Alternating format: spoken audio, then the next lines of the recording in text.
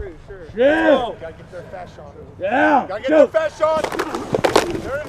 Hello Britball Nation and welcome to the scoop following week 11 of Uniball. We've just completed the penultimate weekend of the Uniball season and we're seeing the post-season and relegation spots locked up across the tiers. We know we owe you some highlights for the past couple of weeks and with luck you'll see them before the Summer League schedules are released.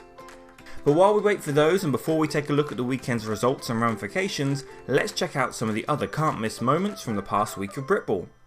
It was covered last week on doublecoverage.com that Dominic Boner, starting QB for the conference leading Durham Saints, appears to have been involved in something of a drug scandal that may have seen him suspended from completing his season of balling for the Saints. Obviously lots of qualifiers in there, as well we've reached out to the Saints, Durham University, and we'll be contacting Bucks this week for clarification ahead of the season's end. So far everyone's staying tight-lipped. There's been lots of speculation regarding the situation, so here's the facts as we know them so far. Numerous Bucks Premiership sources got in touch with DC claiming Bucks had suspended Boner, though we were unable to verify their claims. Information was shared with DC showing the former Div 3 college QB had been suspended from the Finnish Maple League over the summer for a performance enhancing drugs violation. Following rumours of his suspension, Boner was conspicuously absent from Durham's previous two outings, not that it seems to have hurt the Saints too badly, as former Harvard wideout Saitu Smith II appears to have had few problems stepping up under centre and leading the Saints to two comfortable wins over NTU and Derby. Were it to emerge that Boner has indeed been suspended following a breach of Bucks doping policy, we'd then need to look at the Bucks regulations to see what kind of effect this would have upon the Saints season.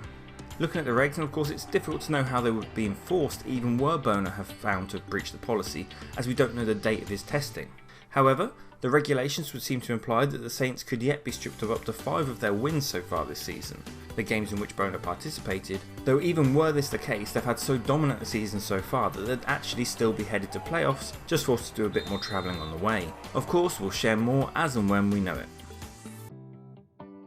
They may have announced it Friday evening because where would international American football be without bad PR, but there was a huge announcement last Friday that IFAF, or at least one of the two IFAFs currently bickering for control of the sport internationally, and in doing so assuring there is next to no progress in the international game, have announced that this June, Canada will play host to the third full contact 11-on-11's Women's World Championship. The competition will see the top 6 national teams in the world heading to Langley, British Columbia. Following their success 2 years ago, finishing second in the 2015 European Championships, and having put in a dominant performance over third place finishers Spain in an international fixture this past summer, we were really pleased to announce that the GB Lions women will be attending the championships. A truly international event, our Lions will have an opportunity to take on teams including the 2-time world champions, the United States, alongside hosts Canada, European champs Finland, as well as teams from Australia and Mexico. It simply cannot be overstated how huge this is for our domestic game, as the women's side of the sport continues to be one of the most successful aspects of the game in the UK, showing rapid expansion since being only really formalised a few seasons ago. Of course we're wishing Coach Messenger and his staff the very best of luck in their preparations for what is probably the biggest international event in the past decade or more of Britball. Oh, and if you need some media crew to come out there with you guys, wink wink, nudge nudge. On Saturday we shared what we hope will be the first of many collaborations between the Bristol Academy Pride, South Gloucester and Stroud College and DC in streaming the Bristol Academy's game against the French Academy, or let's be clear here, the French national under-19 team that the Pride had beaten on French soil back in 2016. There was a fair amount of controversy surrounding the game as the fixture saw teams from either side of the Football America's Civil War ignore the grander international bickering and just get down to playing some top quality ball. Bristol's young Britballers played a hard-hitting game against a well-drilled and impressively sized French national outfit. And honestly, when you look at what the Pride have achieved, considering they work with a coaching staff of 2 to 3 guys compared to the dozen coaches that the French side brought with them, they were an absolute credit to the British game. The Brits may have fallen to a 28-12 loss, but it's still a great performance from a British side. The stream itself was put together by SGS College and their sports media and sport journalism students,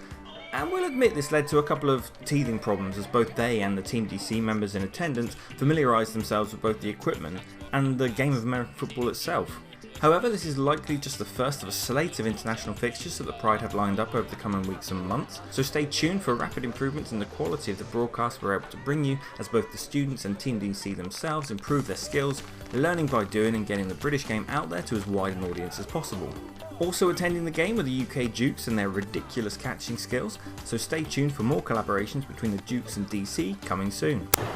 Hi guys, this is the UK Dukes here with Team DC, coming soon to doublecoverage.com. And then, as if that wasn't enough Britball for you, let's take a look at the Uniball results from over the weekend. Let's get the grimy stuff out of the way first and talk about those teams for whom the battle to dodge the drop proved too much for them and will be balling in a lower tier next year. Both Premiership conferences confirmed which of their number would be returning to the middle tier on Sunday, as NTU dropped to 7 straight losses, placing them beyond salvation, even worse something to come of the Bonus Saints scandal discussed earlier. Meanwhile, in the south, the Bees finally found some sting when they needed it most and put in their biggest offensive performance of the season to give them the win over the Kingston Cougars. That will mean the Cougars return to Division 1 following 2 hard-fought seasons in the Prem, though given the Kingston team's expansion as a programme, we doubt it will be the last we see of them in the top tier. To Division 1, we now have all but one of the Division 1 relegation battles decided, as Newcastle, Worcester, Hull and Brighton are now all locked into relegation berths, and in a bit of a change-up of things in the 1A South West, the Oxford Lancers now appear set to be playing Division 2 balling next season, as it seems their proposed Wednesday evening fixture against Solent Redhawks last week has been designated as a walkover win for the Hawks, and the Week 2 fixture, which we assumed was a walkover win over the Bullets earlier in the season, has yet to be confirmed either way, meaning the Lancers' time in the middle tier is done for now, whereas the UE side are now fighting for a shot at playoffs if they can find a way to get their final games played in time. The grimy stuff out of the way, and we also saw a number of teams lock up conference titles at the weekend, meaning our Photoshop elves have a busy week ahead of them inserting crowns onto logos. Durham have nominally wrapped up the Prem North, though will hold fire on the fireworks until we know more about the current situation. Meanwhile, the South is still up for grabs between the Lions and the Hurricanes after a surprise victory for the Titans at home against Hearts means the Canes' hopes of an undefeated season are in tatters, and a 6 points or more victory for the Lions on Sunday will see their reigning national champions go top in the South. To Div 1, and we have 4 of our 6 champions crowned as the Destroyers complete an undefeated season and chase the prospect of back-to-back promotion, and the Cobras sealed up the South West last weekend. Hallam's dominant win over Manchester makes them uncatchable in the northwest, though the Tyrants still have a chance to save their spot on Division 1 when they take on the Sabres on Sunday. Finally, the Sharks confirmed their conference crown with a win over Newcastle, at the same time dooming the Raiders to balling in the basement tier next year. There were a lot of decisive games in Division 2 at the weekend, as we now know who all of the 6 teams stepping up to Division 1 balling will be, and 3 more teams sealed up their conferences with wins at the weekend. The Plymouth Blitz locked themselves in for a second straight title in an emphatic style with a 41-0 win over Aberystwyth on Sunday, though kudos to the Toronto boys for making a long old trip they could have easily found an excuse not to travel for. The Burners locked up the undefeated conference crown they missed out on last season and will be expected to go far in the postseason after completing the second half of their season with a number of confident looking victories.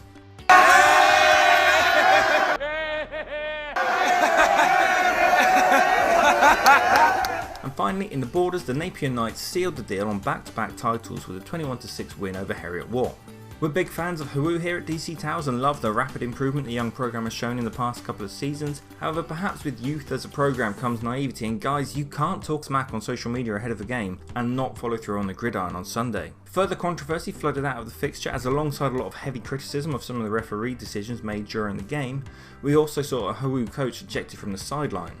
Martin Punter will be a name familiar to many in the community as a continual source of controversy north of the wall. And while those close to the coach have been quick to defend his actions, there are many now who are calling for action from the governing body, considering Martin's poor disciplinary record within the sport in recent years and the fact he may well still be under parole from a previous ban. As ever, we'll update you with more on the situation as and when we hear it. However, ultimately the important bit to take away from the day is the Knights' achievement of earning promotion to the middle tier with a game in hand, as they face the York Centurions on Wednesday this week, whose upset win over Edinburgh on Sunday has given them a chance at still stealing a playoff spot if they can win out and force a 3-way 4-2 tie in the Borders while conceding as few points as possible.